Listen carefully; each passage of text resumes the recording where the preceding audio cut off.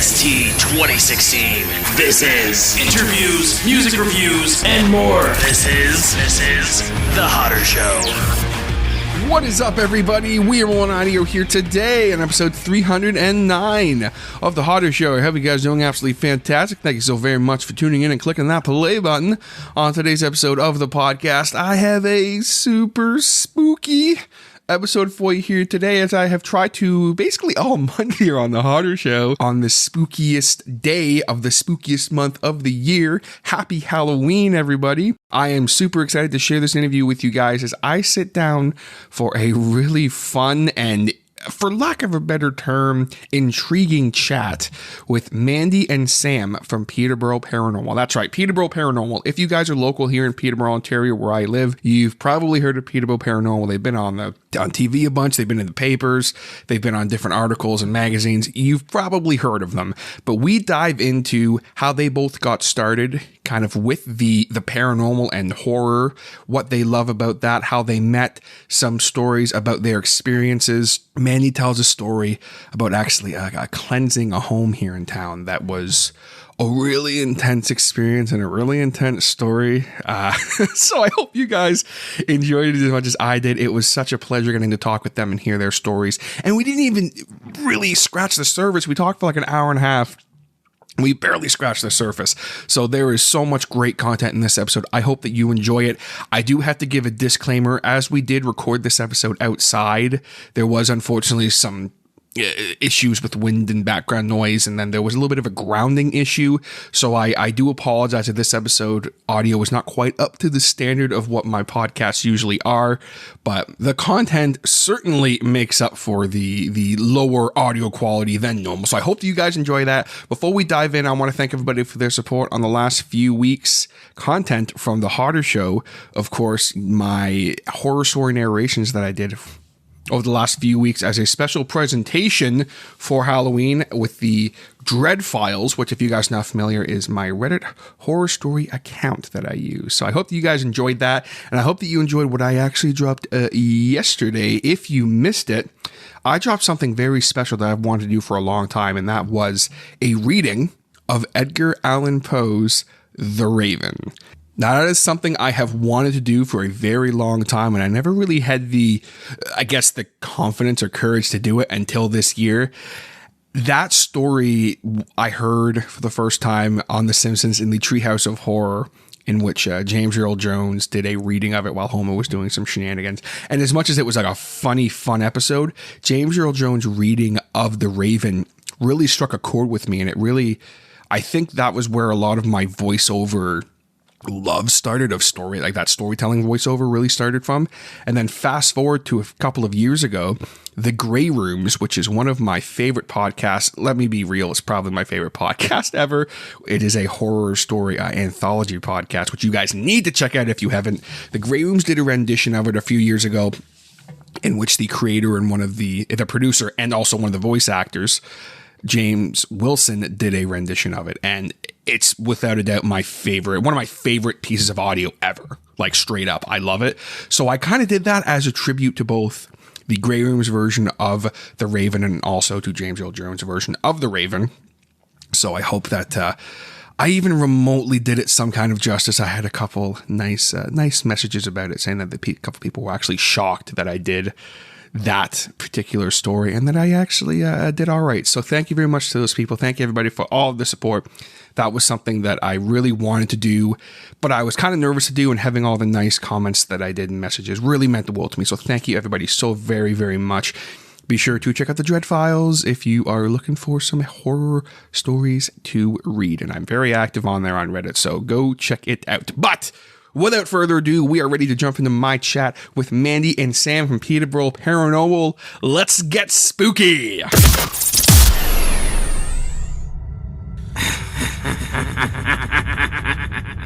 All right, guys, very, very excited about this one. As you guys know, Halloween is today as you guys are hearing this, and I figured, what better way to celebrate Halloween than by reaching out to my hometown Peterborough's local paranormal investigators. We have from Peterborough Paranormal, Mandy. Hi. And Sam. Hi, everyone. And this is really cool. So a couple of things before we start. First off, I have heard a lot about you guys from a few friends of mine, so I'm really, really excited to dive into this with you guys because I've never had anyone on the show before who are involved in that world of paranormal investigation, and the fact that you're local is just really, really cool for me. So I'm very excited to dive into this with you guys. Well, thanks, because you know what, it's I'm excited that you heard about us from people, because sometimes I wonder if people even know who we are, which I know that they do. Like Sam and I were just talking to, like, in October, everybody comes out of the woodwork. You nothing nothing personal. You can take that out if you want. No. Oh my god! Actually, I find I know October's coming because all of a sudden Mandy starts getting phone calls from all the local media. Yeah, she does get a lot of media coverage around this time of year. Yeah, usually. Yeah. Well, and that's the thing for me It's fun too. to talk about. Yeah, well, and that's the thing for me too. Like, I love this stuff all year round. Like, Us I'm too. a fully So do true we. believer. So, like, Yeah. I'm like, it's kind of cliche, I guess, to do this on Halloween, but I'm like, you know what? Like, whatever. That's when everybody loves it. And nothing against, I mean, hey, October is an awesome month and we love it for the same stuff that everybody else does. But, you know, I always tell people that Halloween is every day for me. If you're one of those people, you're my peeps. Look, October is officially spooky season, right? So this is the best time. Like, you know, do I up the ante on watching even more horror movies than I usually do on October? No, not really. I just watch the same amount all year. But anyway. But I like seeing it in the stores. I like seeing it on the social media. I like seeing it in the media, you know, so it's time where it's like the rest of the world catches up to us. So It's like, yes, we might have the decor all year round, but Yes. then people are like, oh, I like your Halloween decorations. Yes, Halloween decorations. right now in my office space, I've decorated it with just stuff from around my house. Yeah, you know, and they're like, "Oh, look how wonderful your desk is all set up with your little Halloween goodies." And I'm like, "Yes, Halloween goodies." That's it. Yeah. Well, just diving into it, what got you guys both started kind of in the, I know that's probably a very broad question, but in like the paranormal, horror, spooky, for lack of a better term, type of things? What got you started with that, Mandy? Okay, well, with me, it's always something that's always been there, if that makes any sense. So as a kid, you know, of course, when I was a kid, we didn't have the internet and you had to go to the library, school library and the public library. And I used to go and sign out books about hauntings, and I would be 10 because I was 11. I was fascinated with that stuff. And nobody ever stopped me from doing it. And I guess from reading that, because some people don't think it's bad, but funny story is that, you know, when I was in grade 6, you know how I used to go to sleepovers with girls anyway. We used to stay up and tell each other stories. And of course, I was the one that always told the scary stories. And this one girl that I used to go to, she got really, really upset. And I can still remember, I'm not going to tell the story, but I can remember how it went. And I just went to sleep after because it was nothing. But I guess she stayed awake, and then she did go to sleep, and then she had nightmares. And after that, I was told I couldn't go back to the house anymore because I scared the kids. Her mother said I couldn't go back to the house anymore. Mandy can't come over because she tells scary stories. But yeah, so into adulthood, that didn't go away. Yeah. Stayed. Mandy still has an amazing gift to weave fictional horror stories and horror tales. Well, thanks. And her mind to come up with ideas and situations, and she's a great short storyteller. And I think someday there should be an anthology of her work, should at least be created, because some of her ideas are pretty awesome. Heard it here first, folks. Yeah. Coming 2022. Yeah. From the mind of Mandy Rose. I don't know. My mind is basically a big haunted house, folks. Yeah. Was there any like I mean, as you said, it just was kind of always, there wasn't like a catalyst where one day you like saw a horror movie, or it just, you kind of were like, hey, ghosts are cool, and it's kind of been the... Yeah, you know what? No, I can't pinpoint to a Oh, this is specific. curious. It was just always something that was always there. Now, when I think about it, there were things that happened when I was a kid that we couldn't explain. And of course, I was always told, oh, you just had a bad dream. You had, well, it was pretty real to me. But I don't know. It's just always something I've always had an interest in. It was always there. I don't know when it started, but from what I understand, it is kind of in the family. Like, we have family of psychics in the family. I don't know if there was any, like, ghost hunters, but I have a little bit of an ability. Sure. I'm not going to go out and tell somebody I'm psychic or a medium, but I get, I get feelings. Yeah. I get feeling. I have a feeling this is going to happen. Or Sam and I can pick up on energy. And actually, just the other night, I took you somewhere, and I was like, okay, I found this place, and then we texted each other what we got. Yeah. Don't tell each other, but text it. And we ended up getting almost the same thing. Very similar. Yeah. So that's where my abilities go, but it is in the family, apparently. Okay.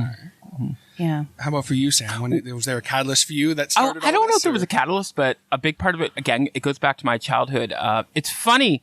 So I was born in 1975. And I was very influenced and very... like almost immediately, I became very aware of the pop culture around me from my earliest age. So there was monsters in popular culture that children could cling to. A big example is the monster cereals: Count Chocula, Frankenberry, Boo Berry. There was a Count on Sesame Street. Sesame Street. Okay. You had the Munsters, you had the Addams Family. There was an Addams Family type thing on the Flintstones. They had neighbors that were scary. Kiss was terrifying. I was terrified of Kiss. Because when you were a kid, They were big monsters. They were just these big human monsters, right?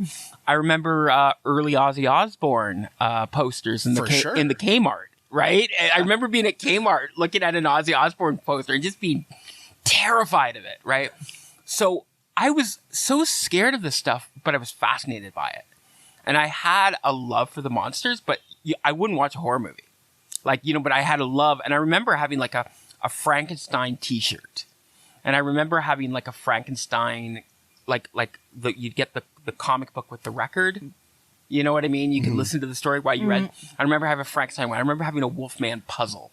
So when there was toys or stuff with monsters, you wanted it. I wanted it. Interest there, yeah. But I didn't maybe understand it. Another thing too, I remember loving Darth Vader because Darth Vader, he wasn't a monster, but you knew he was a villain. There was something monstrous about him. Yeah. And so I went along for most of my childhood. You couldn't get me to watch a horror film, but I loved the macabre. I just loved it. I get that. And then I saw my first horror movie in, I want to say it was 1988 or 1989. I was it would have been earlier. I was in the 8th grade.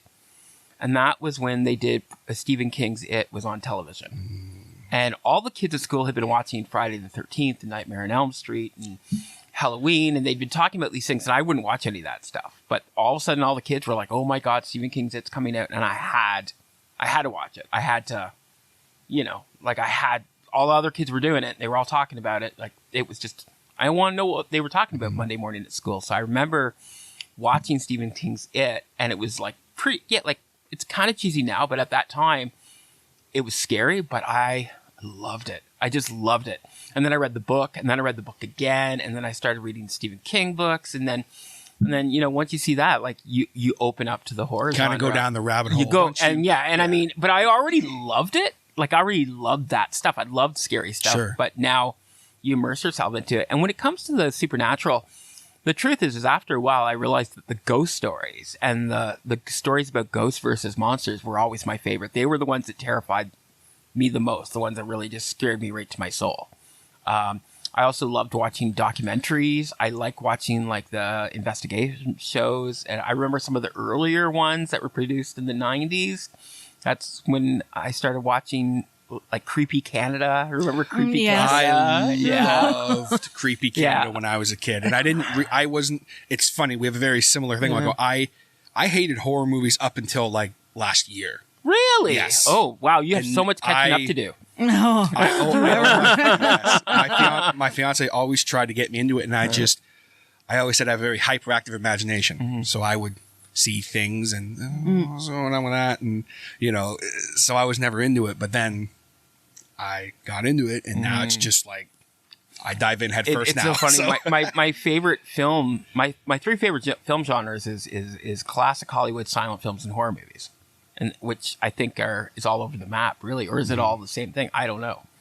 But yeah, and now the great thing about horror movies is you can't. It's like all films, really. You just can't see it all. Like it's exciting if you're just getting into it, dude. Yeah, that's so exciting. Really, because trust me, we hang out with a couple, and I'm so amazed and they live Halloween every day of their lives, and it amazes me what they have not seen.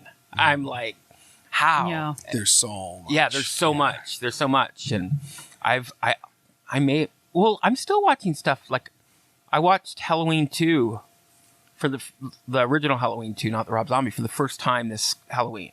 I had never seen it before. Oh my God. I just saw it for the first time. Wow. Yeah, and I haven't seen number 3 either, which is like next. I don't think I've seen number 3. Yeah. No. So, I'm kind of like, so there's still stuff I haven't seen. How is that? Even someone with your, like, I mean, I just saw, I think it was Halloween. Whatever Halloween Paul Rudd's in. That's the one I saw. I don't remember what it was. What one's that one? I think it was 3. It was like in a lab. I don't know. I don't remember what one it was. Well, but look at us. I saw that. Yeah. And I was like, hey, this is actually like, okay. Cause I was kind of like the slasher, kind of thing. And like, so I was able to kind of equate it a little bit better. And then we just saw the not Halloween Kills. The one just came up with the one before that. Yeah, that was pretty good. And I was like, that was a good one. See, Mandy loves creepy guys in masks. Right. That's her thing. So she's a big Michael Myers fan. You guys can't see it, but she has a. She's like, I do. It's the mystery. She's a big Michael Myers fan. And who is it? I mean, come on, everyone loves Michael Myers. Michael Myers, Phantom of the Opera. He's psycho too. Yeah, I'm not a big fan of the slasher genre per se, but there's a few I really like, and I'm willing to see stuff. Like I'm working through the Halloween, so I've always liked the original Halloween. For slasher stuff, my favorite is I love Texas Chainsaw Massacre. Of course. I love Black Christmas. And then lately, I've gotten obsessed with the film, and Mandy saw it this year for the first time too, is Sleepaway Camp. Oh, yes. Yeah, which I've become That was obsessed good. with. Sleepaway Camp. You know how when a movie becomes popular and then they start doing all the... Sure. Like, the crappy, not so well made copycat films. So Sleepaway Camp was sort of the... It's a rip-off of Friday the 13th. Oh, yeah. I figured. Basically, yeah. Totally. But I think it's better. But yeah, it's great. It's like a total B movie. I love B movies. I love it so much more than Friday the 13th. I think it's more interesting. I think it's more...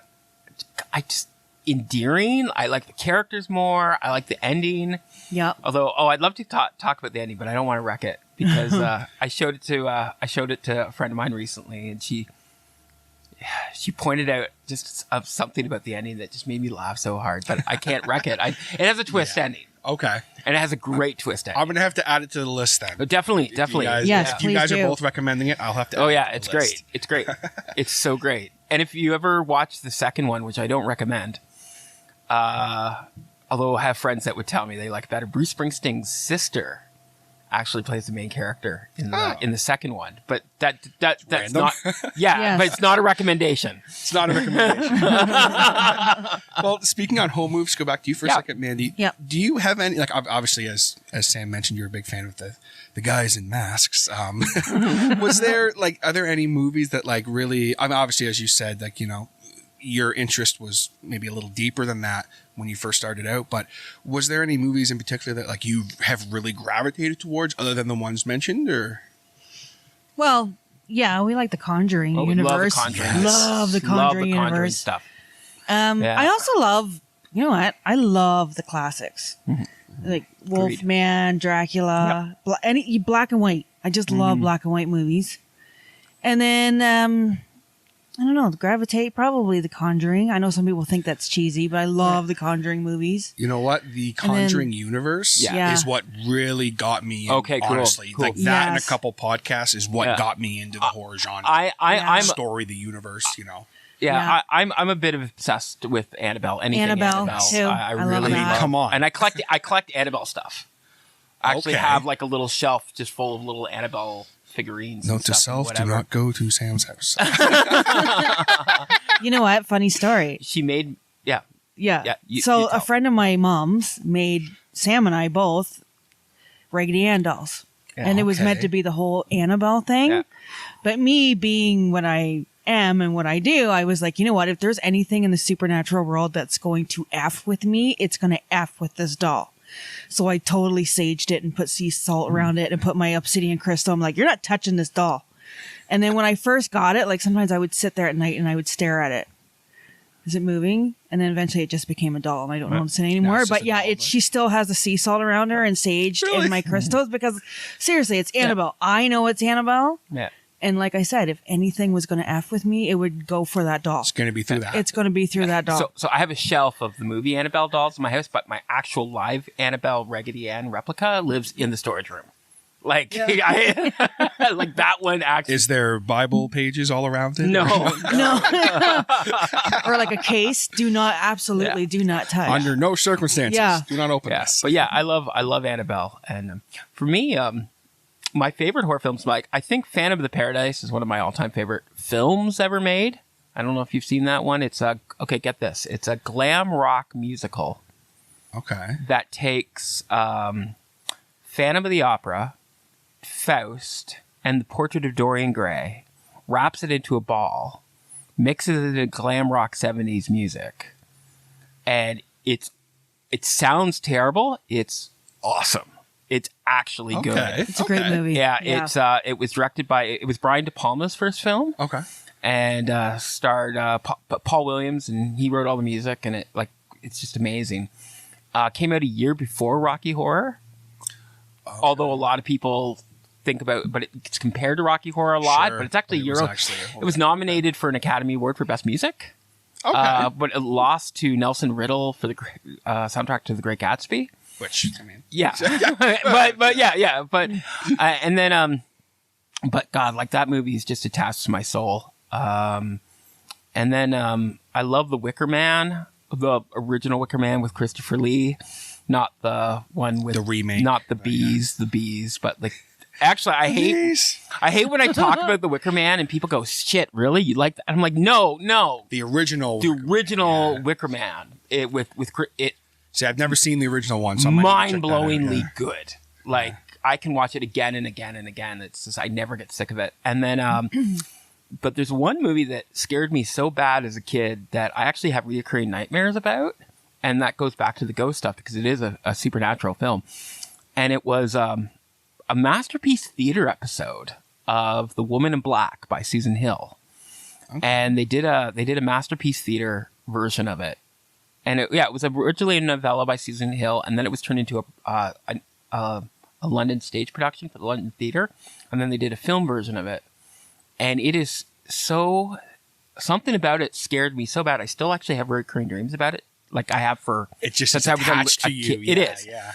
And then they made a remake with Harry Potter, which was all right. That's how I know it then. Okay. Yeah. I was thinking, I was like, it's all right. I've heard of that. Yeah. It's all right. Okay. It's okay, but it's. Compared to that original friggin' BBC production, you know what I mean? It's like nothing. The great little trivia part is the guy that played the star of the BBC production, played Daniel Radcliffe's father in the Harry Potter movies. Remember when when Harry would see his dad in the mirror? That guy played the star. James Potter. Yes. Yeah, he was the star of The Woman in Black, the BBC version. And then Harry. Interesting. Yeah, it's weird.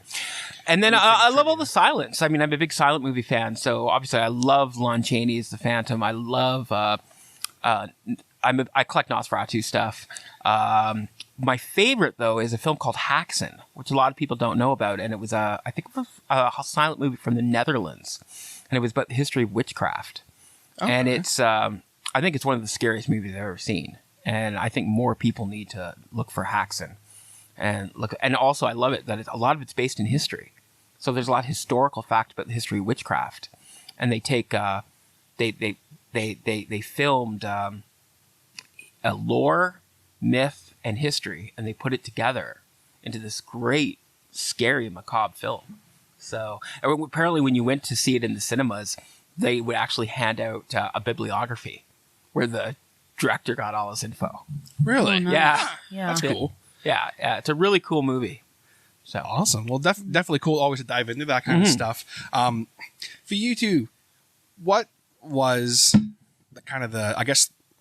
what got you guys kind of hooked up to start diving into kind of it was a friendship over just horror and things like that, or what? How did that start? I met Mandy was doing this. I met Mandy because Mandy was already doing this work. Yeah. And I was on the internet and I was already interested in it and saw Mandy was doing this. And I wrote Mandy one night. It was literally one of these things where I saw on her Twitter. I'm not on Twitter anymore. Are you on Twitter anymore? I'm on there, but I haven't written it. Okay, yeah, I don't use Twitter anymore. But is that still, it's still a thing, right? Oh, yeah, Twitter? yeah. Okay, all right, good to know. A lot of I used Twitter for years and I just stopped. I just can't deal with it anymore. Some people, But anyways, I saw that on Mandy's Twitter because I was interested in paranormal stuff. Sure. And so I was following Mandy that Mandy wrote something like doing a investigation tonight and at the Peterborough Theatre Guild. And I was at home on a Saturday night, and doesn't happen a lot. I think plans had fallen through for something, and I just wrote Mandy last minute, "Do you have room for me?" And it was awesome because I literally met one of my best friends in the world that night as a result of that. And so Mandy was already doing this work for a long time before that. Okay. I have to ask Mandy before, because I want to ask you about like when you really started diving into like the actual like investigation of that. But I have to ask just because you guys brought it up. Peterborough Theatre Guild. Yep. That's literally like right next door to me. Mm-hmm. So there's something going on there? Or did you get down to something? But he's a nice guy. Okay. Okay, the Theatre Guild has a ghost, and he's actually a picture of him in the lobby, and his name is Chappie. Mm-hmm. And he used to be, not supervisor, but like custodian.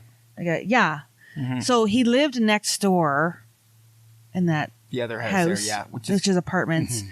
And he used to take care of the church. Now, it used to be a church. Right, okay. And then when the Theatre Guild took over, he kind of stayed on, so they sort of adopted him. He also had a lot to do with the building of the theater. Like, he was really involved in transforming it into theater, and I think he sat on the board of directors. Oh, did he? Okay. Yeah, he was really involved in the actual process of it turning into a theater. Yeah. Mm-hmm. Okay.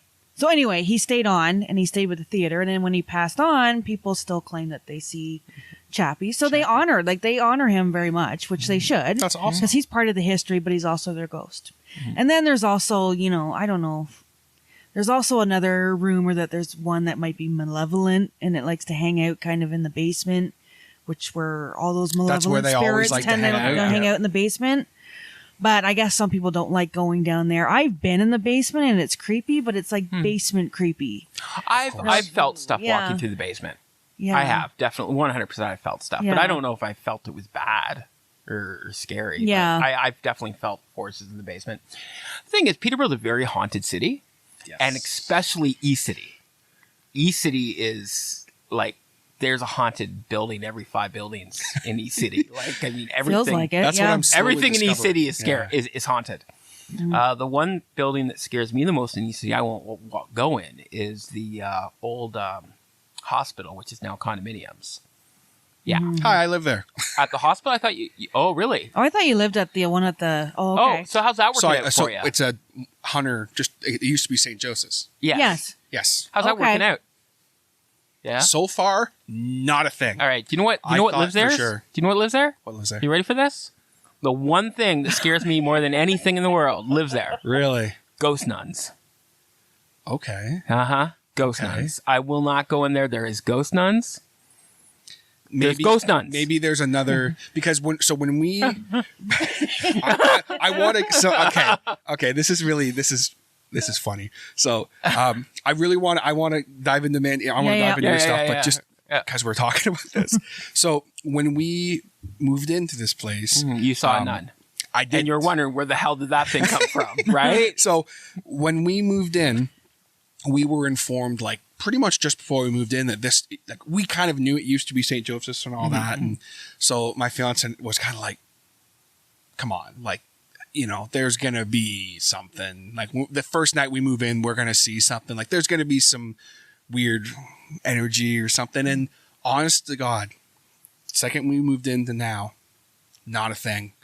And I'm someone who, up until I worked in a building that was 100%, for lack of a better term, haunted, and had encounters I cannot explain, like very bad encounters I can't explain. Also one really funny one. So I never would believe in that stuff until I experienced it. So now I 100% am open. So I think maybe because there was a part of me that was kind of almost not wanting to experience something in the new place, but I was like kind of expecting to be like, hey, that thing just moved. Hey, I just saw something, but there's been knock on table. Nothing so far. We have a friend who isn't really into the whole paranormal thing. I think she likes it enough, but you would never expect her to be someone that would make a story. Sure. But she tells a story when she was a little girl. She went to St. Joe's and walked into an elevator, and it was full of nuns, but she was the only one who could see the nuns. Okay. Yeah. So. That's probably the same elevator I go in every day then. Because the thing is there's a couple different buildings that used to be. So maybe it was a building I'm not in. I don't know. I don't know. But that's anyway. interesting. That's interesting. Yeah. Okay. That's funny. Yeah. I'm never coming to your home. The second you said that, I just went, that's crazy. Yeah, I won't go in there. That's hilarious. That's awesome. Well, so for you, Mandy, when you got started with actually doing investigations, like what kind of got you to kind of go, okay, finally, you know what? Let's start doing this and let's start kind of looking for stuff.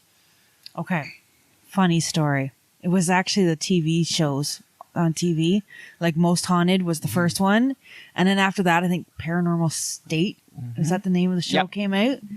And then, so at that point, I was actually working at a place here in town that before I got into what I do now, but it was haunted. Oh, okay. With a ghost. And actually, funny story, the first night that I started there, I saw the ghost. The first night I was there.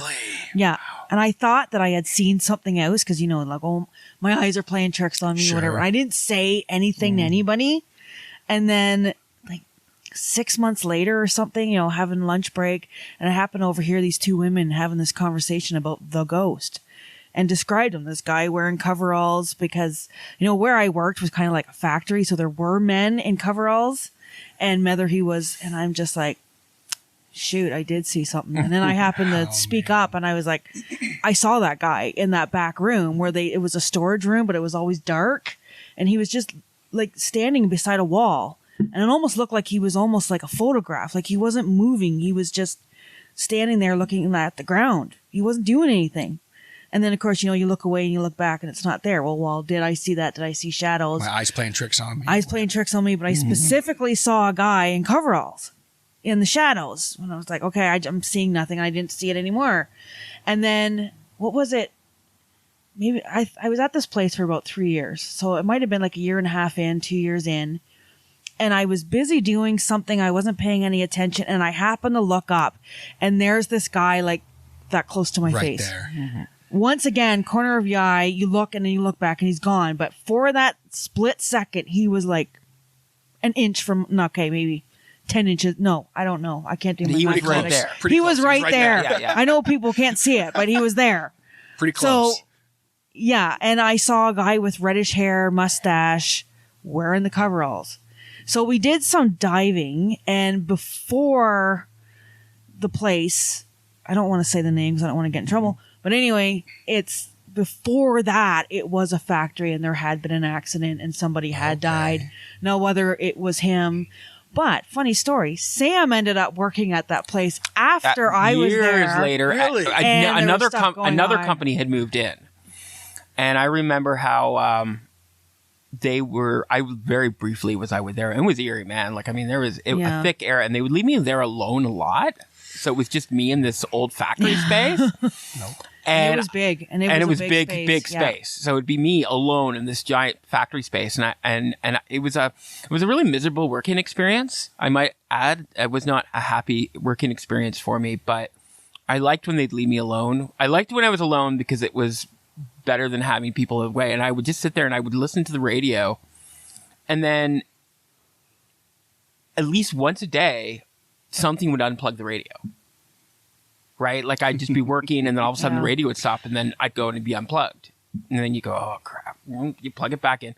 And I knew, like, I was just like, I wasn't scared. Like I knew what was going on, but I was like, damn it. It's just a pain. Leave. Yeah. Where are you doing this?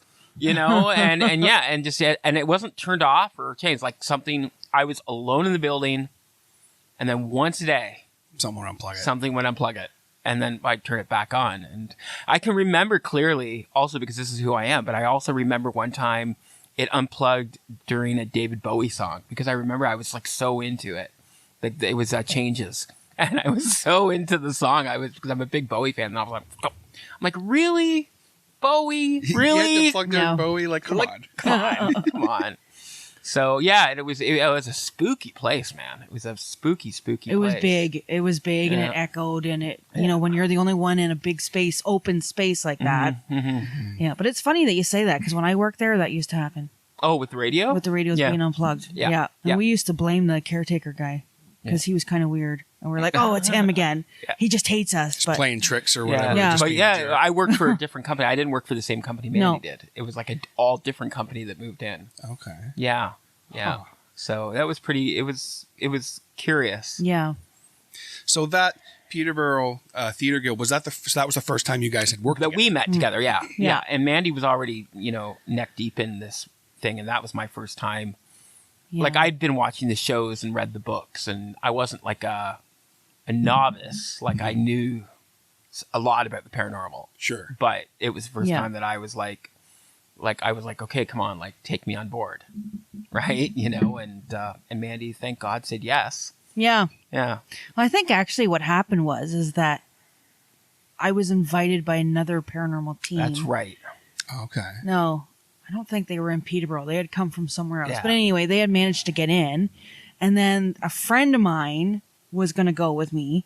And then she had canceled because we were only allowed so many people. I don't know if Theater Guild had said that. Sure. But I think you had messaged me and I was like, oh, I'm sorry, we're all full. And then my friend ended up canceling. Right.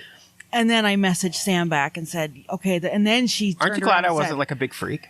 Oh, yeah. That would have been good. Aren't you glad I wasn't crazy? I didn't know that's what to up for expect, that's but up for debate. But I anyway, like yeah. you. Yeah. But yeah, it was a theater guild. I remember there was the other paranormal team. There was this one guy, and he was just such an obnoxious idiot. I just hated him. I hated his energy. I hated everything about him. But he kept coming up to me, and he had all these, he would take this recorder and he'd go, look at this, like, voice I found. And he'd play it. It was really awesome. He was getting the best evidence. Yeah. But I'm like, why are you such an ass? Like, you're so obnoxious. Like, get away from me. You're getting results, but like, Yeah. I remember not wanting to take him seriously or just wanted him to go away. But man, he was getting some cool shit. Like it was like, I find that happens a lot. Where sometimes people with the most chaotic energy get the best evidence. Yes. yeah. Yeah. We have this one friend. I'm not going to name him. Yeah. But I'm going to talk about him. We have this one friend we've done stuff with. And he has the most chaotic energy of anybody I know. Like, I don't know how he can find his shoes in the morning. I don't know how he does what he does. But my God, the photographic evidence this guy gets is incredible. Like, it's not stuff you can fake. Like just shivering stuff. And I remember, like, one time, I think we were at this one amazing place. God, I'd love to go back there. It was this, was it on Rice Lake? Mm-hmm. It was this cabin on Rice Lake. The dark energy off this place was just bananaville. And it was so cold. And I remember we all got in this one room and we were able to get some kind of heat coming out of this one stove. And we were all huddled around it. And we were all being loud and stupid. And he was being especially loud. And people were taking photos. And then in one photo of him, there was this black mass around his mouth. Like if something, you know what I mean? Like it was one of those photos, but it was like around his mouth. Like if it was trying to shut him up. And it was like wicked awesome. But again, he gets the best evidence when it comes to photo. I've never seen anybody's better photographic evidence than this guy does. But then there was someone else's photo where something is attached to him as well. Because I think things naturally attach themselves to somebody with chaotic energy, like this guy. And I mean, he's pretty amazing, the evidence he gets. Yeah. Yeah. Mm-hmm. And I don't sometimes deal well with people that have chaotic energy. I sort of reflect back from that. Or reflect, is that, no, what's that? Where like your two neutrons and retract. That's what I'm trying to say. Thank you.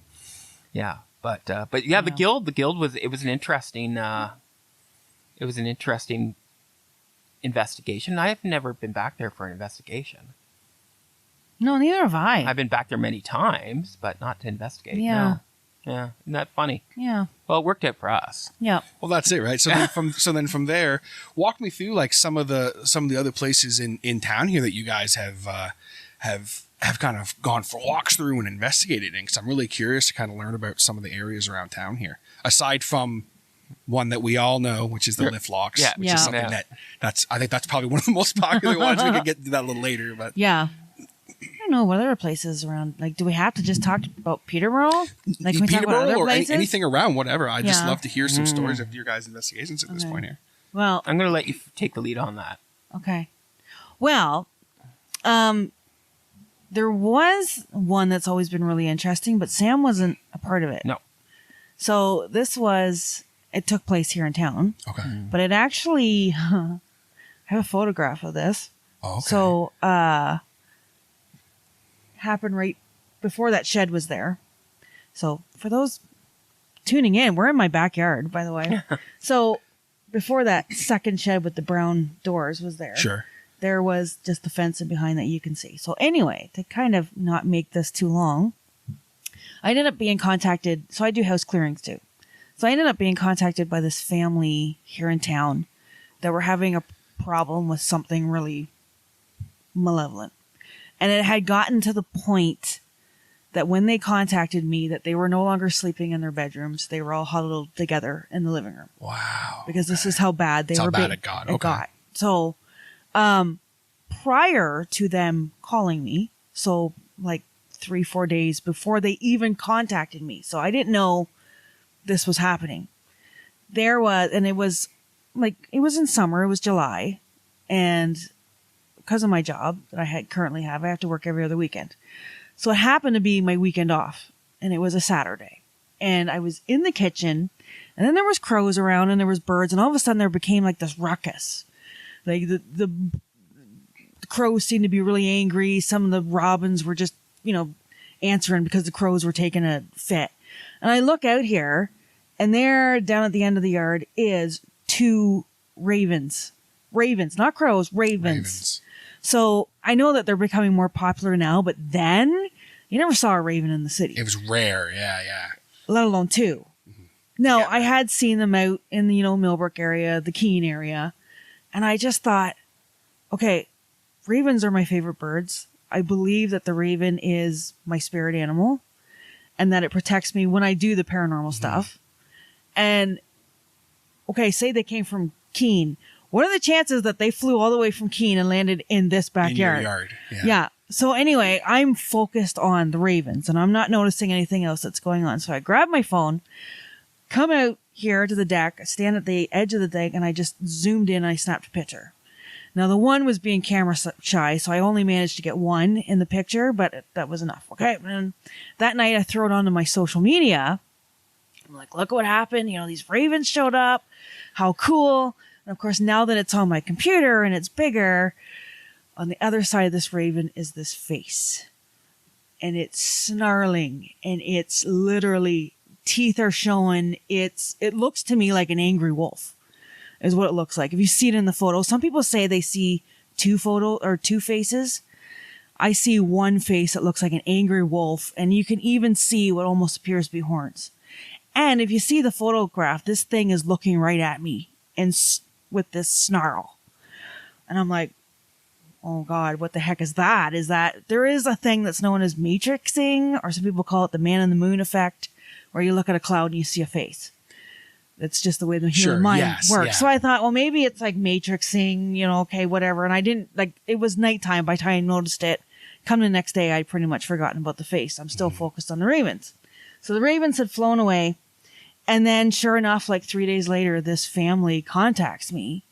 We're being terrorized by this thing. Please help us. And I did, but I ended up having to go back 3 or 4 times because they had layers of stuff. So you had to cleanse a layer and then there'd be something under that. Cleanse that layer until you got to what was in the center, which was this thing that was giving them the problem. And I believe it was a demon. Absolutely believe it was a demon. And it was I actually almost liken this story to the Conjuring movies because that's what it kind of reminded me of.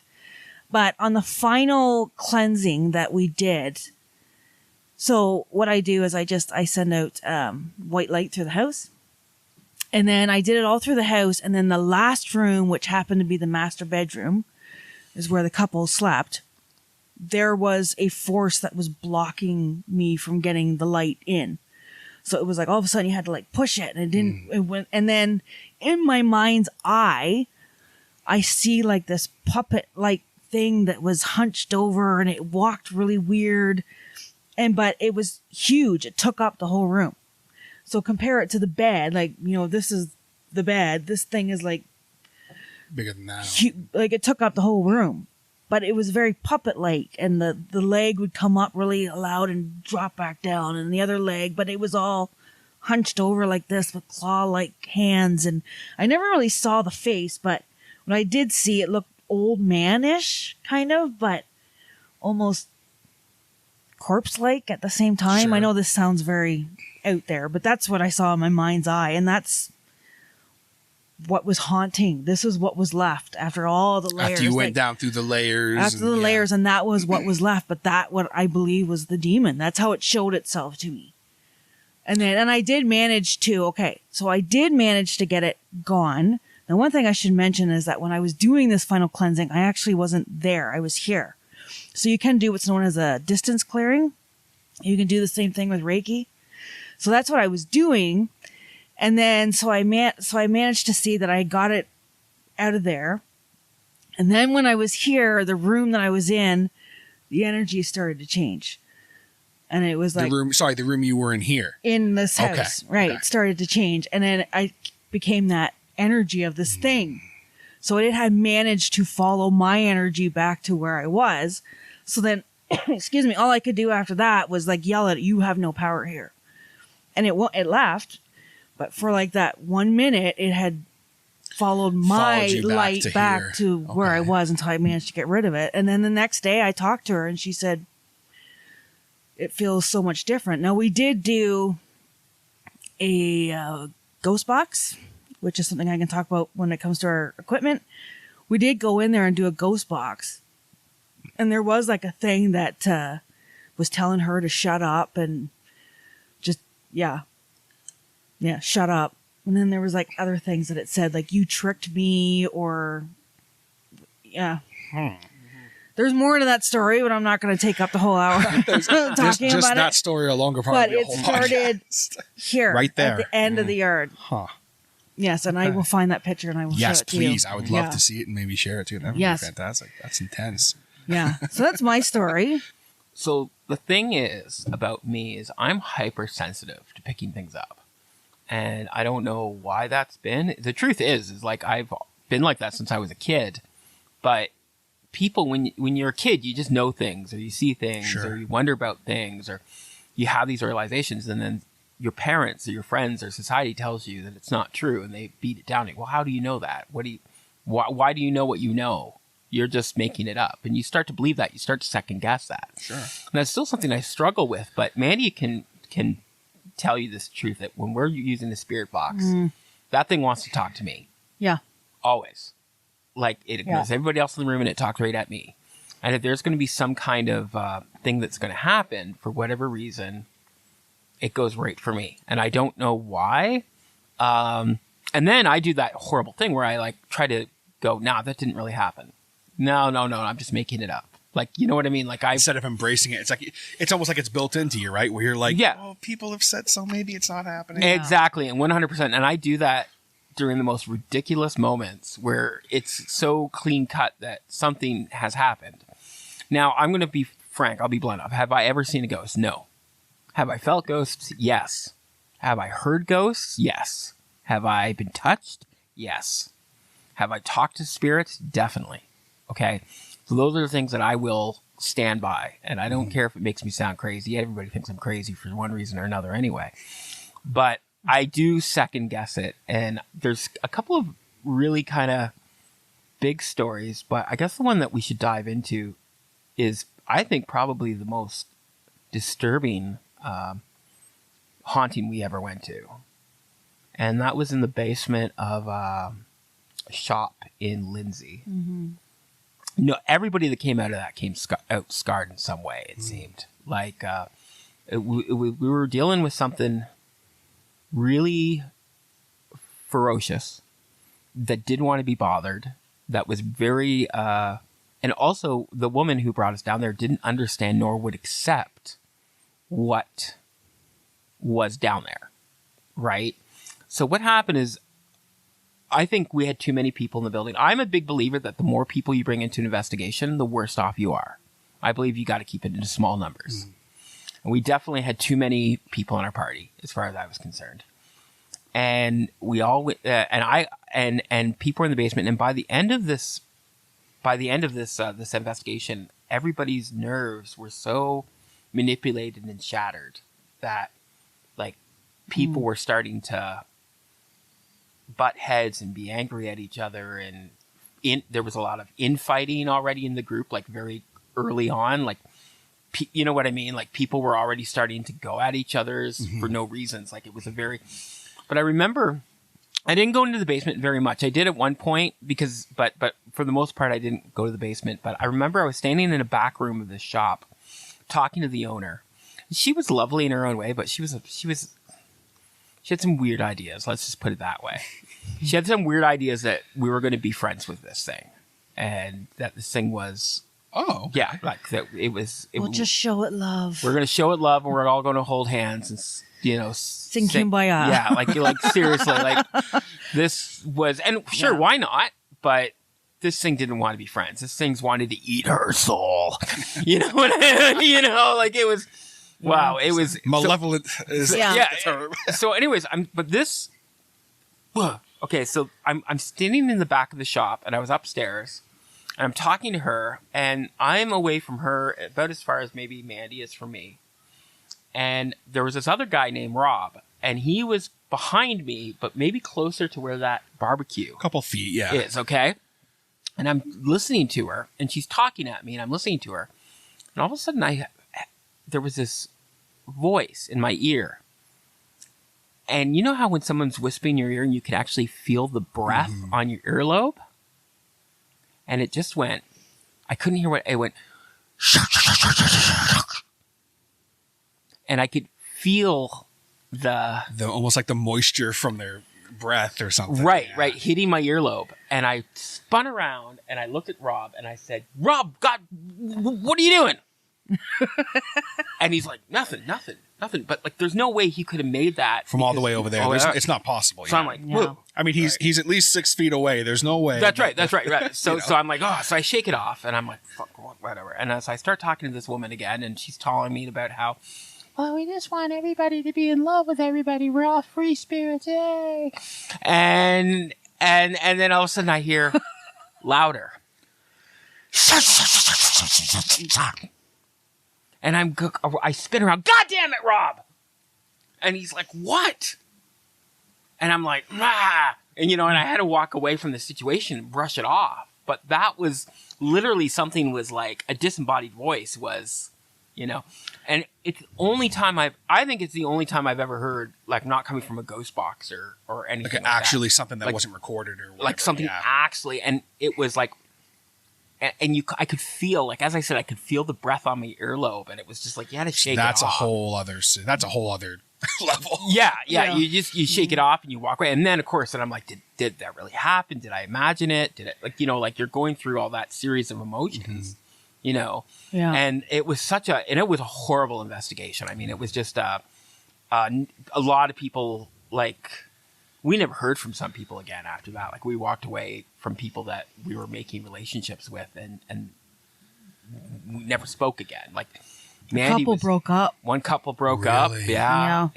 Mandy, there was Mandy at one point. Walked out of the I just saw her dart from the basement and just make a beeline for the door and go out. I never saw Mandy so upset or frustrated or angry or upset. You know what I mean? Like, it was like it was, and I spent most of the time not being in the basement. I felt we were playing somewhere where we shouldn't have. And I felt that the woman leading the investigation was a twit, and we weren't ready for it. And we had too many hanger-oners in the. There's a lot. If there's a lot of different like energies too coming together, maybe that could. Yeah. You know. Well, I think really what it came down to was me and her button heads because I knew what it was and she didn't want to hear it. Mm-hmm. You know, like she didn't want. She's like, not that she didn't want to hear it. It was like she didn't want to believe it. She didn't want to believe it was anything bad, probably because coming from a place of fear, and I can understand that. But you know, even like the psychic that was there was just like, oh, it's a little girl, and I'm like, no, it's not. But these things can manipulate and they can trick. And if you don't know how they act, absolutely, they can fool a medium. Absolutely, and show up and that as a little medium girl. was real because we had brought And that. she was definitely real. We had brought that medium previously to another location, and she was coming up with some crazy stuff that we were able to later on verify was real.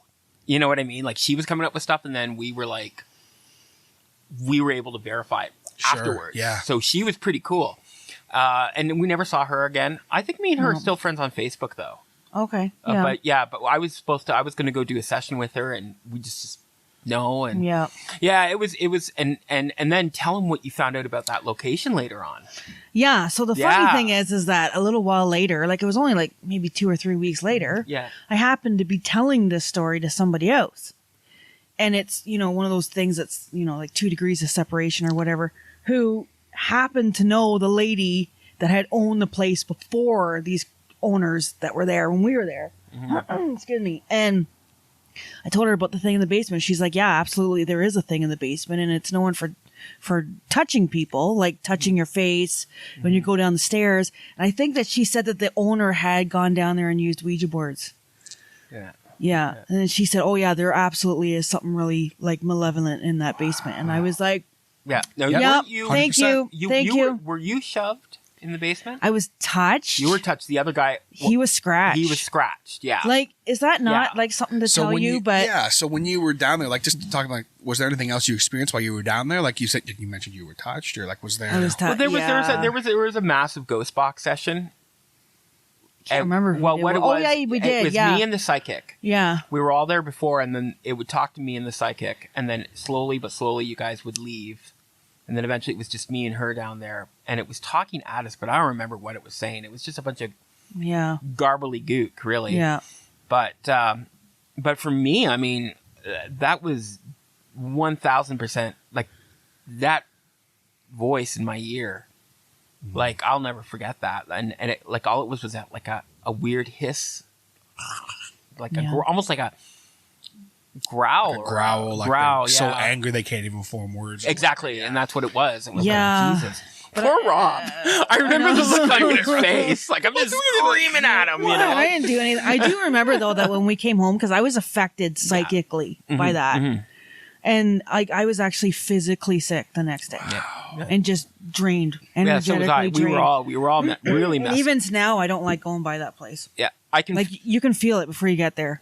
I'm gonna ask off air what the place is because I want. I don't know if it's still there. Something is that? I think it's still there. I think it's still there. Well, whatever. The building's still there. The building is there, but I'm the same way. When I'm in Lindsay, I'll walk on the other side of the street.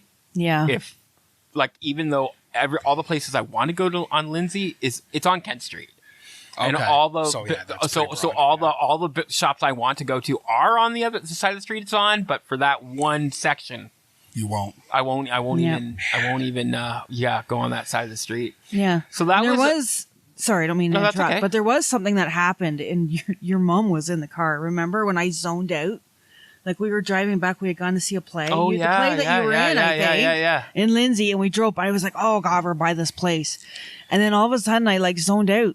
Like I'm driving the car, and all of a sudden, like from a distance, I hear Mandy, what are you doing? Mandy, red light. And I went through the red light, and I was completely zoned out. Right, yeah. It was like I wasn't there. I was not there, and all of a sudden I came to, and I'm like, oh my God, thank God there was no like. Yeah, we were on the way. And it was when we went by that place, and that's why I avoid it because it affects me like so bad. Yeah, there's just like an energy that you can't. Yeah, you can't shake. It's there, and like I can tell. Even before I know we're at that street, I was like, "Oh, that store's coming up." I can feel it, the energy. Yeah. But that one time when we went by, and I just blanked out, and I'm driving the car. Yeah. With 2 other people in it, and I'm like, just gone. I was gone in outer space, And all of a sudden, all I could but you know, when in movies, when you hear somebody from a distance, Mandy, man, it was like that. And all of a sudden, Mandy, oh my God, I just ran through a red light. Like, I don't remember those seconds. Wow. Before. And I'm driving the freaking car. Yeah. Like, Yeah. God, thank God there was no traffic that was coming through. Yeah, you definitely don't strike me as someone who like would just Zone not out at all. like It's like that. that. No. Yeah, Not at all. no, That's that's not not her. at all. So, yeah, just like in a trance almost. Like, now, whether it was that, I think it was, because what else would cause it? I don't do drugs. I wasn't drinking. No. Yeah, Yeah. I don't know. So the other thing I think that really affected me, I remember being so amazed and like I wanted to cry. I almost felt like I wanted to puke and cry and do all the things. And that was this summer. We went to a theater in Aurora. We were brought into this theater. It was during COVID, I guess. Like we were still all pretty locky down. Actually, we were March. in the middle. We were in the in middle March. of one of those Ford lockdowns, I think, at the time. Yeah. So we weren't. It was supposed in to be- March. Yeah, we weren't supposed to be going anywhere, Yeah. but we did We did. because whatever. And Listen, the paranormal does not No, it abide doesn't. by any government. No, it doesn't. So, anyways, we were invited to go to this theater in Aurora, and it was said to be haunted by a little boy, and we got that before we were already in there, and we had immediately especially when we were backstage, we were getting lots of different stuff, and there was potentially two spirits there. But we were having an extremely active voice box session with a little boy. Like we could hear the child's voice, and he was giving us very intelligent answers. And it was all cool, but it was all also pretty pedestrian. Mm-hmm.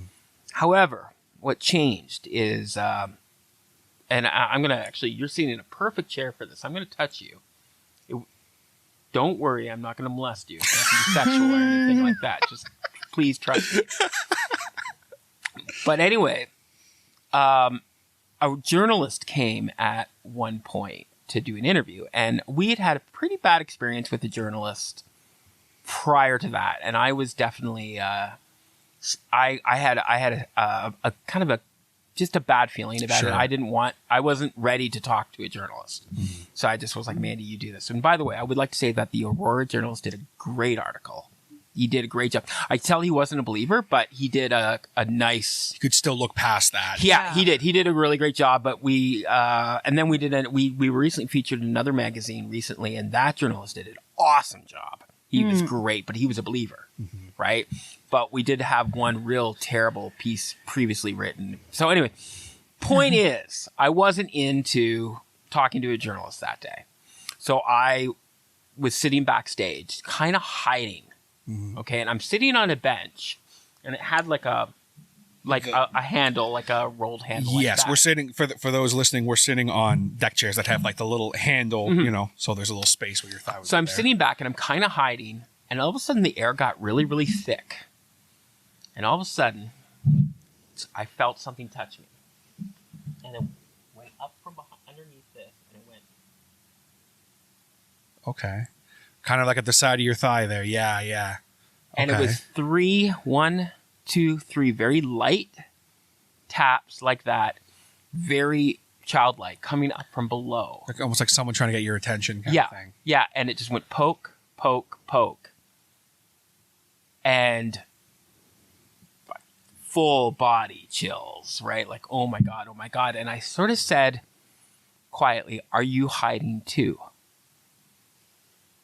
And I could just feel this, again, that it got thicker, but it wasn't scary. Like, it was just like, it was like I was hiding from the journalist. The ghost was hiding from the journalist. We were just sitting there together on the bench. Like, oh, we're both hiding. And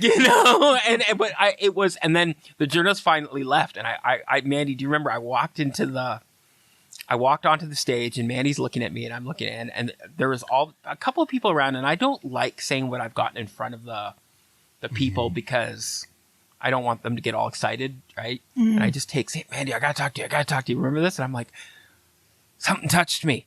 Something goddamn touched me. And do you remember my face? Like, do you remember how I was, or? No. Not really? Not really.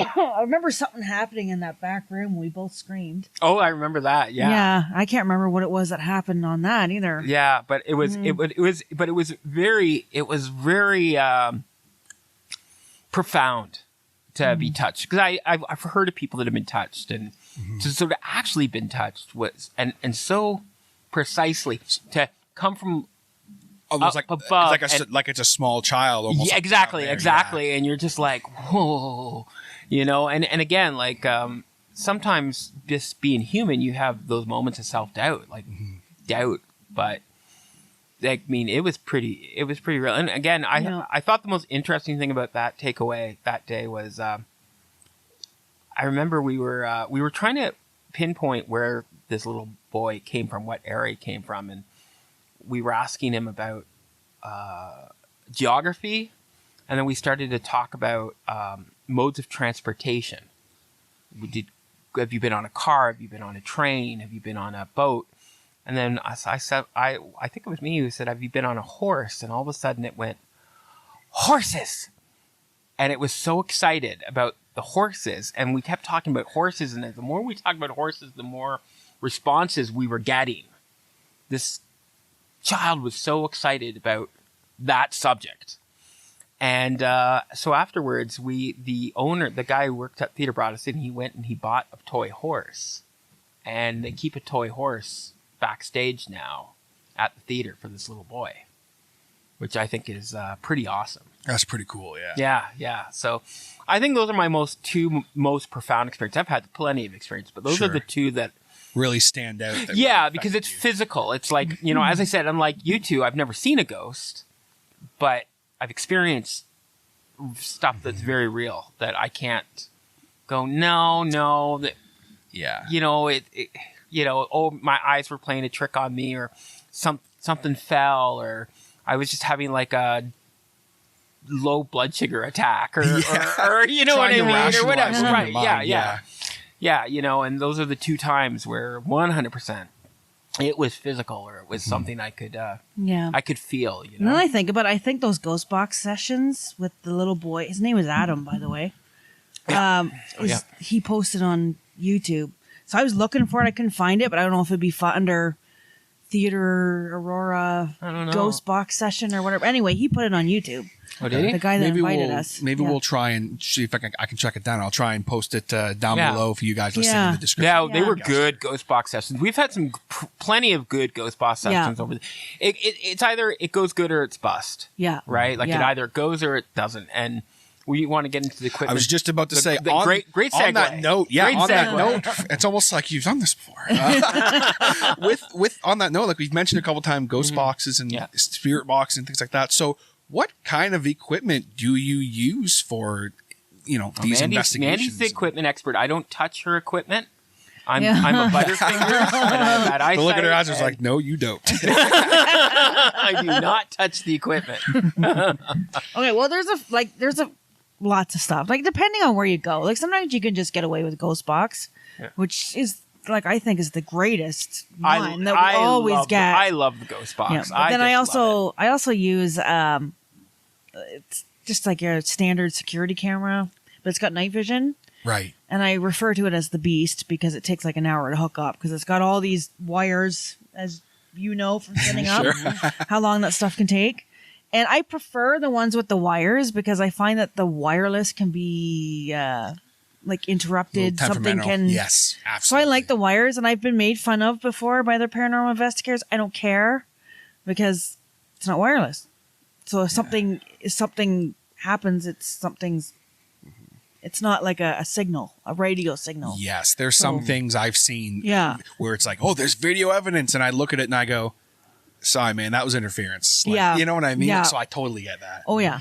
And like, I mean, the cord, the wires are like a mile long, so you can get them all over the house. And I've had it. They're all over the house, but they're great. I've gotten some great stuff on there. And then, what else do we do? The Ghost Box. And then like cameras, like just taking your own cell phone. Yep. Sure. Mandy's got some great stuff with the cameras. And then the gentleman I was talking about earlier who's gotten that great, some of the best evidence I have is just from a basic camera phone. Okay. Yeah. So what exactly is the Ghost Box? Like, I understand it's like a device for recording and that. But what exactly is it? A ghost box? Yeah. Okay. So a ghost box is, I think, something that's been around for quite a while. Oh yeah, by now Like one of the older- it has to be like at least. But I think they kind of used it maybe back in the 30s. Don't You quote think me on so? this, but I think it's one of the older. Anyway, it's like Ed and Lorraine were running around with a ghost box. They could have been. I don't know. But anyway, nowadays they're technological, but really what it is, it's a radio and it flips through radio stations really quick. Right. Okay. So the theory is that a ghost can take that and manipulate it to form a word or sentences. So some people can be like, and you do get radio stations that will come in and Totally it's do. the radio Yeah, station. you know what? Sometimes But, you hear a word and you know it was deep. Yeah, it was just So what we've gotten, but it flips over radio stations really quick. So in a matter of like, say, like a second, it's probably flipped over 10 stations. And it's flipping over stations. So if you get, hello, my name is Earl, you've flipped over probably 30, 40 stations in order to get that. So the chances of getting all those stations to get together to form that sentence. The theory is it's almost would be Yeah. next to Like, I mean, if impossible. you just get like a, Earl, well, that could very Hi, well be a commercial. this Hi. Earl B. Like, Yeah. okay, yeah, that makes sense. That's what you're but- going to get. But if you say, what is your name? And then you get, my name is Earl. Isn't that a TV show? That could be. Is it what I it don't said? know. I think that's so, a TV yes. show. Yeah, wasn't it Matthew McConaughey? I don't know. I think Wasn't it Matthew McConaughey where Might he does be. like what is it? Like type a character? Or? no, he's like he's got a reality show. Oh. They come to his house. Well, I don't know. I don't know. Anyway, I don't know. sorry. A little off topic. It sounds like Yeah. Sounds like sounds like something. a, Yeah. a That sounds sitcom. right. I don't Yeah. Yeah. So anyway, that's the theory. But before people used to have to manually go through Go through these the stations, stations. but now you can actually buy them. I think I paid about $100 for mine. Can't you get like I worked with someone who had like an app. Yeah, you can get an app. seen I those, know. but yeah, I don't it's- think the app is as good, but Yeah. Yeah, I would say, buyer beware. If you have to buy it, maybe. yeah. Maybe. Now, there's these new ones that are coming out. I don't have it, and I can't remember what they're called. But there's a guy on YouTube, and it's called like Paranormal something. But he takes it where he takes like a video off YouTube, and he manages to throw it into this device, and it plays. So it plays backwards. It's really weird. And it plays backwards, but if there is like a ghost, it can talk through that. But it's really eerie sounding. Like they echo. But there was one that I watched where he asked this ghost, he'll just say, whoever wants to come in, like somebody from the spirit world. And he had a Bible in his hand, and he just called out, whoever you are, what do you think about the Bible? And the answer that came back was, it's an illusion. That was his answer that he got. It's an illusion. I know the Ghost Adventures lads are using a new type of ghost box in the last couple of seasons, which I think is really cool. Yeah. And it's more precise. Like it seems to, be getting better, even more vivid responses. I mean, the thing about Ghost Adventures, like some people, like that's a bit of a I know what you mean, That's a bit of a controversy in the ghost supernatural investigation world. Like some people are hardcore believers and some people are skeptics, and I've watched every single episode for the last 20 seasons. I mean, I never miss it. Yep. And sometimes I watch it and I go, holy shit, that was awesome. And then sometimes I watch it, I'm like, oh my God, this is the worst. It's so lame. I've tried. You watch Ghost Adventures? I've dabbled a little, and it's just, I'll be watching, and it's just like, come on, man. You're making everyone look bad. I will tell you the truth. The earlier seasons are awesome. Yeah. And I'm a big believer in the earlier seasons, but the more the show goes on, the more ridiculous it does get. Yeah. And then we always laugh because, when they didn't get anything when Zack gets possessed. When Zack gets possessed, they there is didn't get nothing anything. there. Yeah. And he gets possessed a lot in these last Yeah. Well, that's the thing too, right? If you have some things happen to you, the next thing you know, now it's like, okay, guys, you've signed on for another 10 seasons, and they're like, yeah. hey, what if we don't find Right. it? They can't just not have. It's like the show. Yeah.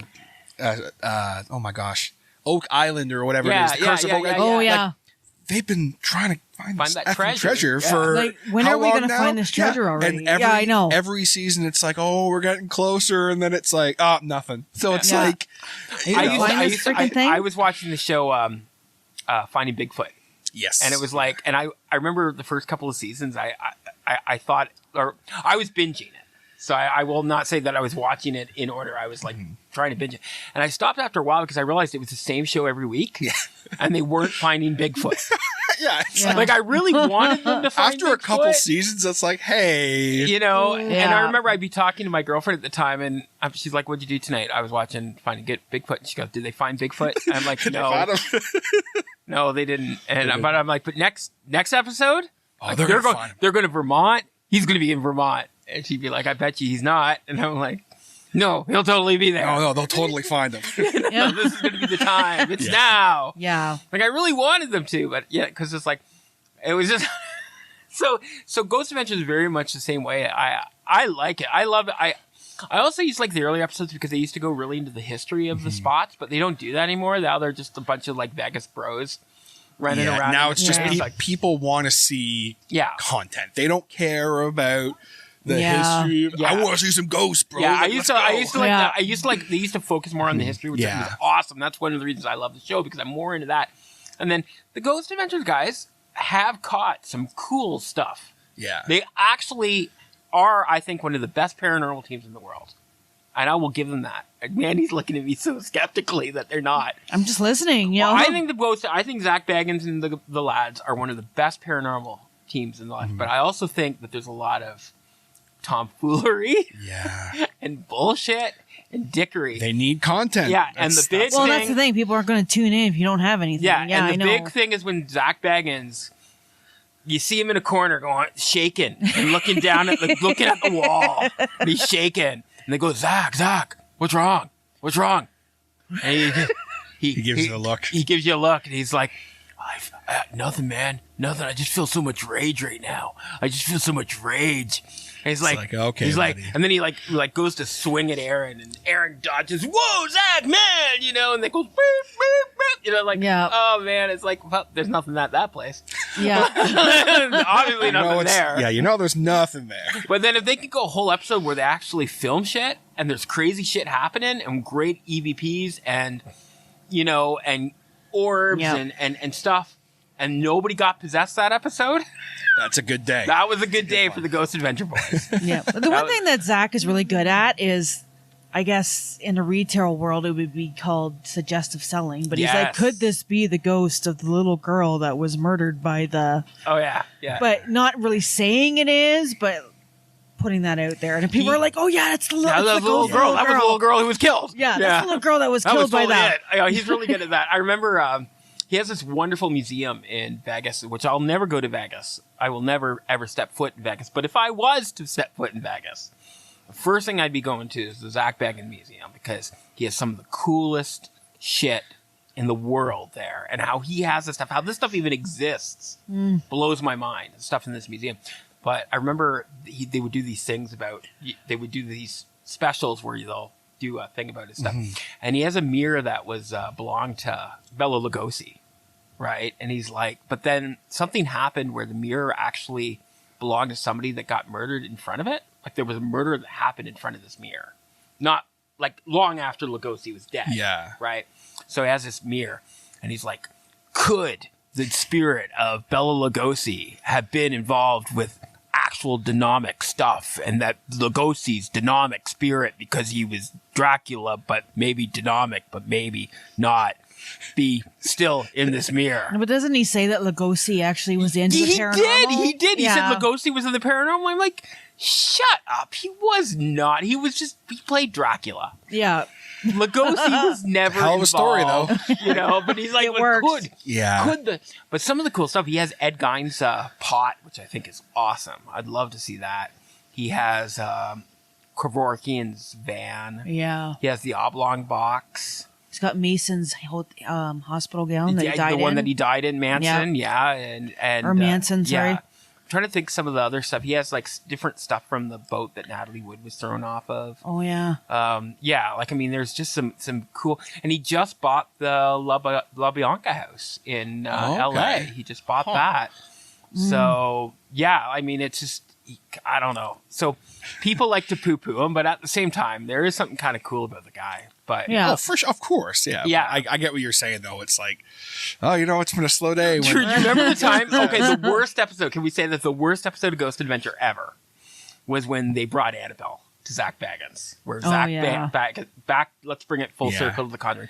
So Zack Baggins meets Annabelle, and Zack. Okay, so the Ed and Lorraine Warren has a son-in-law who kind of runs the thing now. And he's a bit of a charlatan. I'm not a big fan of the guy. Yeah.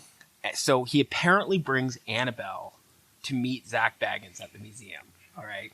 Now, Mandy has a theory it wasn't even the real Annabelle. I don't believe it was real Annabelle at all. Because apparently they stuffed her in a suitcase and put her on a plane. Yeah, but they've got her locked up, and it says that people, according to them, that the real Annabelle has killed people because there was that guy that was a motorbike guy that mocked it, and died on the way home. And it's supposed to be so dangerous that you can't touch it, and then he takes it and stuffs it and flies it across the country. Come on. I don't believe it was the real Annabelle. Mandy believes that he just picked up a random Raggedy Ann doll. I think so. So Zack Baggins he's sitting there and he's looking at the doll and it's just some dumb, and he's just sitting there and he's all still and he gets possessed. And he's sitting there and he's like, and Ed and Lorraine's son-in-law is sitting there, Judy's husband, and he's like, Zack Baggins like, I want to touch the doll. And he's like, no, you can't touch the doll. He's like, I want to touch the doll. I want to touch the doll.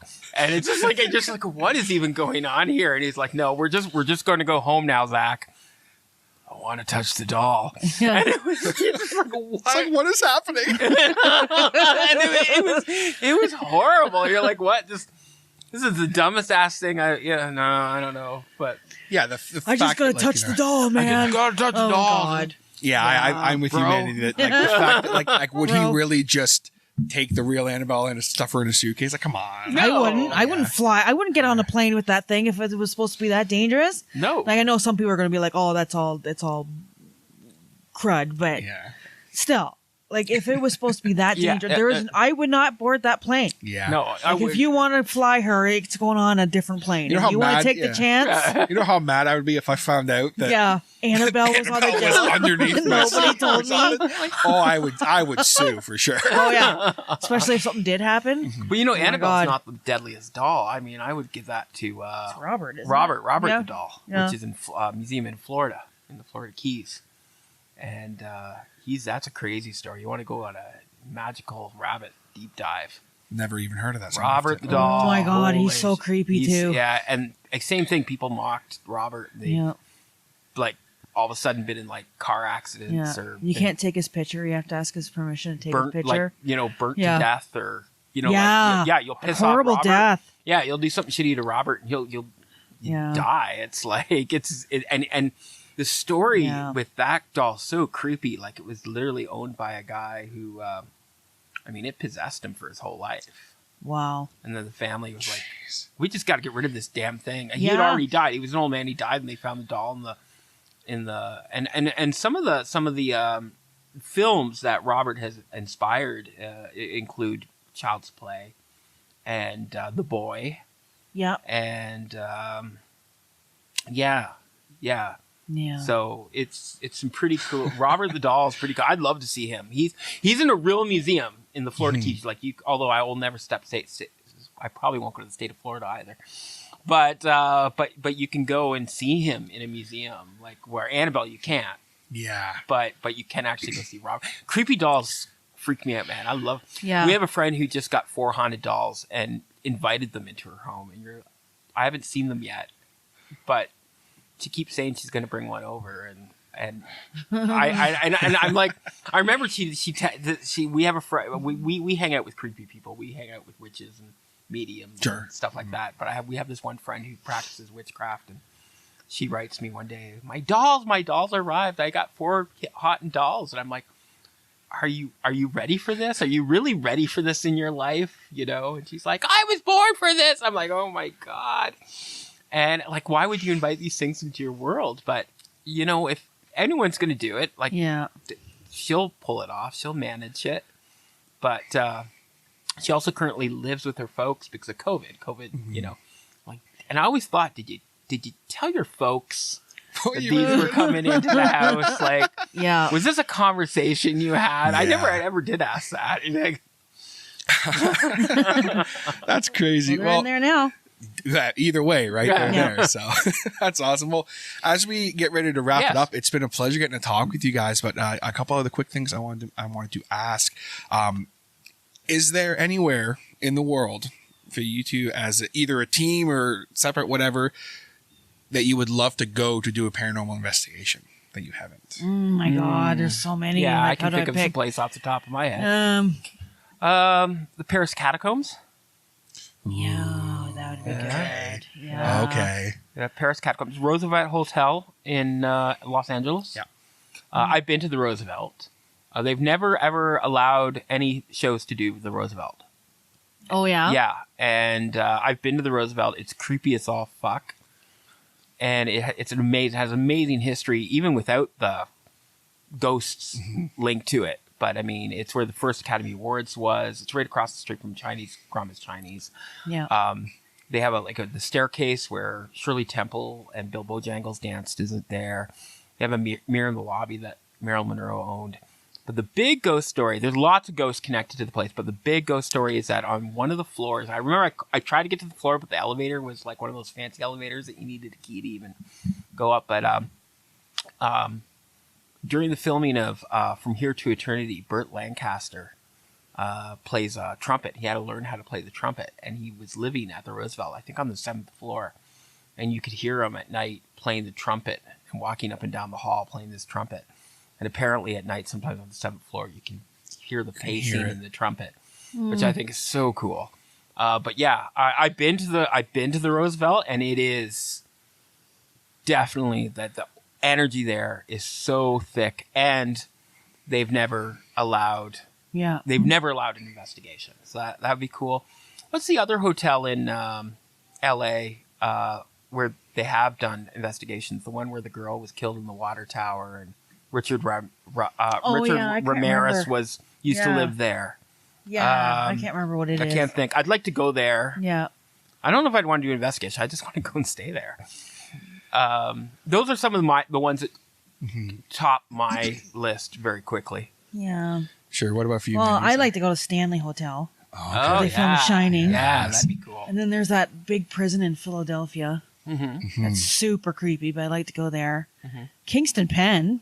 That'd be cool if they let us in there. We've done the tour. Yeah. And then, I don't know, like Castle over in Ireland. Tower of London would be cool. Tower of London would be cool. London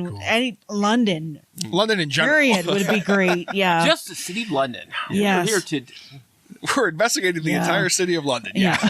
Why not? But it's all haunted. Yeah. It's like, what it is, I just heard that the ground of London is like 12 feet higher than because all the trash over all the centuries, people just, keep building over it. Yeah. Like, just imagine what you'd find on those layers. It's so, it's thousands of years old. Where is that? Is it down in South America, that creepy island with the dolls that they hang up to the tree? Is it off of Mexico? Yeah. Or it's Mexico. Is it in Mexico? I think it's an island just off of Mexico. Yeah. Could be wrong. Island of the dolls. I'd love to see that. I'm good. Yeah, I know.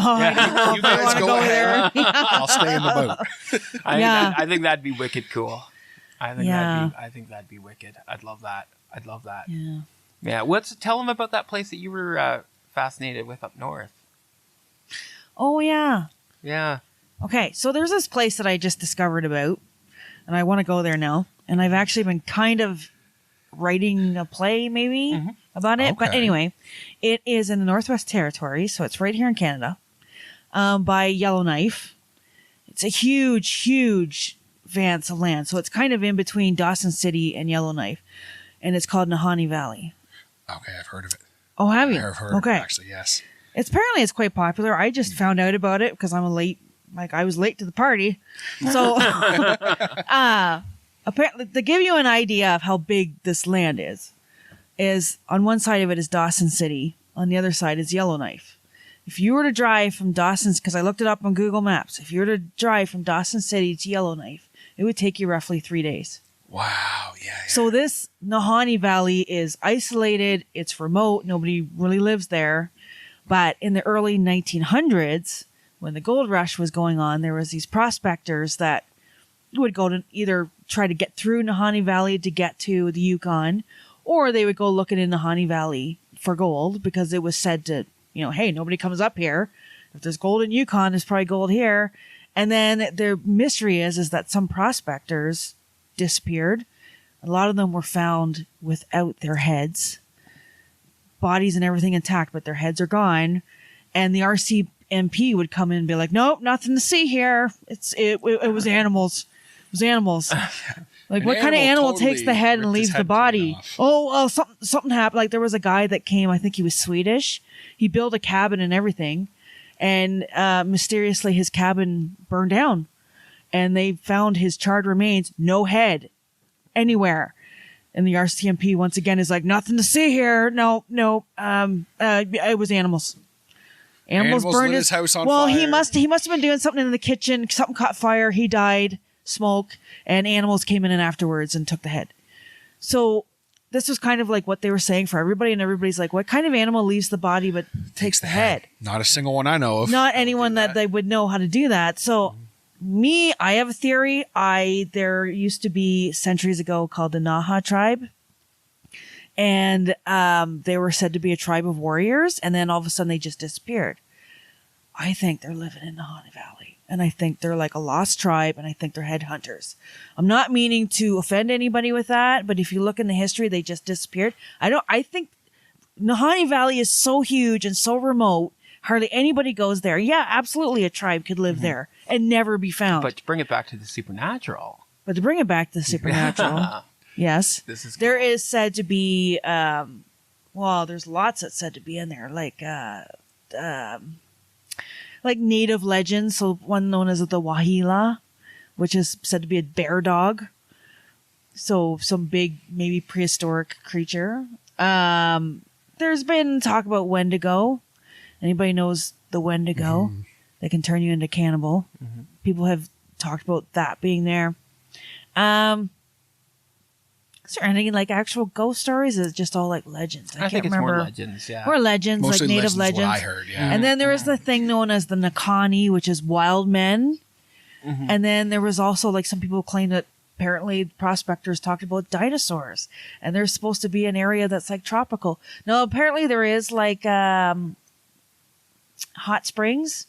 So yeah, I guess if there was enough of that, but some of the prospectors were like, yeah, man, I just saw like a T-Rex walking through Nahani Valley. Now, do I believe there's dinosaurs there? No. But do I believe that? Yeah, I think that there is a tribe of headhunters because in the 1940s, the last one to lose their head was in 1940s. And it was a guy from Ontario, and he was found in a sleeping bed. Same thing, bodies left intact, but no head. And the RCMP's like, nope, nothing to see here. And after that, the government moved in and started prohibiting people from entering certain areas. That just tells me that they know something's going on. Something's up. Yeah. Do not enter this area. It's just to preserve the land, but really it's like there's headhunters in there. Yeah. Do not. And they scare us, so we can't do anything. Well, we don't want you losing your head. No, they said it's like very remote. Not very many people go there, but it's the most breathtaking scenery ever. Just beautiful. And they say there is no roads that go into Nahani Valley. You can either get in there by boat or by plane. But there is a place called Nahani Boot. I don't know if I'm saying that right. Butte. Yeah, I think that's I think people do live there, and there is tours that will go in, but they'll only take you to the falls. Mm-hmm. That's Victoria Falls in the water, but the rest of it is very isolated and very empty. Like nobody lives there. So what's going on at Nahani Valley? What's going on there? Okay. I think that's one of our life goals is to do our own version of Cannibal Holocaust up in the Nahani Valley. get some camcorders and Go see what's going on Poke up the there. headhunters. Just try not to get killed. Yeah. Go see what's going on Enjoy up the there. view, but don't lose your head. Ha-ha. Yeah. Yeah. leave the turtles alone. Yes.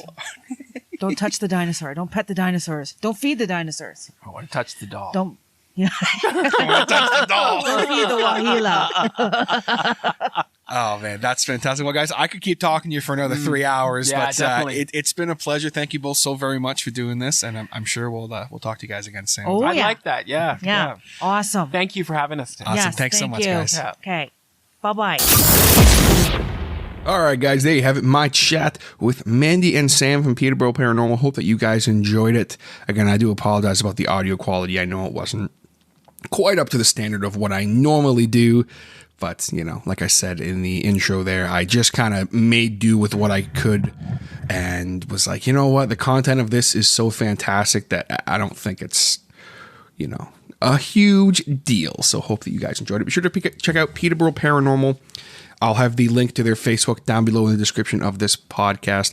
Check them out because they're always posting cool, spooky stuff. So go check that out. And if you have need of Mandy's cleansing services for your home, be sure to hit them up as well.